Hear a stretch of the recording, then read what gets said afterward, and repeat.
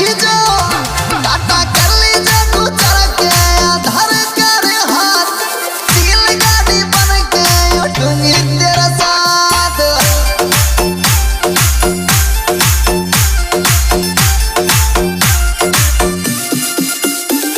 ये चील गाड़ी बन के उड़ूंगी तेरे साथ, चील गाड़ी बन के चलूंगी तेरे साथ, टाटा कर लीजो।